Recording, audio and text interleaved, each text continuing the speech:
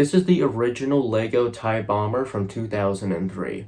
Being only the second minifigure scale TIE fighter that LEGO ever made, it shares a lot of the design quirks that a lot of these early models had.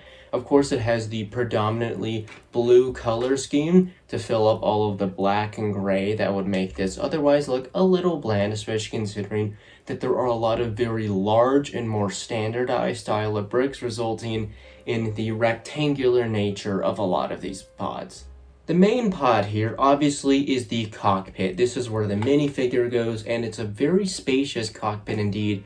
You can easily fit a caped minifigure like Darth Vader in here, and that's just kind of a space luxury you don't get on a lot of modern sets. Though it diverts from canon a little bit because the same pod that holds the pilot is the same pod that also holds and drops the bombs, which, while may have some safety concerns, is a little bit more convenient for this set.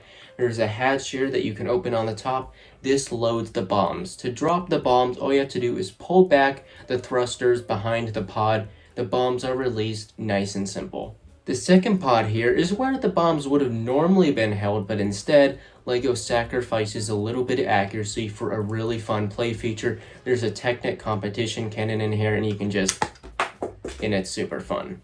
Now, one of the interesting design elements of these old TIE fighters is that a lot of them are made up of a lot of small sections held together by Technic pins. Now, this does have the downside of making it kind of flex very easily, but it can easily be taken apart, and you can even rearrange the sections to make your own custom TIE fighters. For example, here's kind of a Vader's TIE fighter I made. There is one really big head scratcher when it comes to the design of this set, which is the various tan bricks used on the back.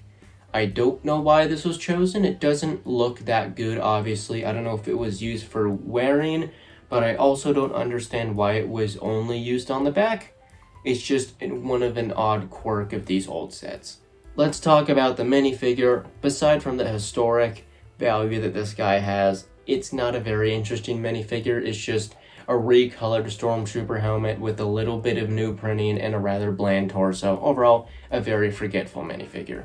What isn't forgetful though is this really cool instruction manual. I love old instructions. I especially love this old design that they used to do. This very clean arch here, and then you have the TIE Bomber flying through an asteroid field. It's always cool to look inside these old instruction manuals, see how they looked, and this one's in very good condition. I honestly love it enough. I think it'd make a really cool display piece to put in a frame or something, but for now, here it is. Alright, so that's the end of the more scripted portion of this video. For now on, I'm just gonna go run off the script and just tell you my genuine thoughts here. So when comparing this with a lot of modern LEGO sets, the play value here is surprisingly very high. They sacrificed a lot of accuracy to make sure it is a better toy, and there's a lot to be applauded. Gotta remember, this is a children's toy. The LEGO behind me is all children's toys except for that one. They're made for kids. That should be prioritized.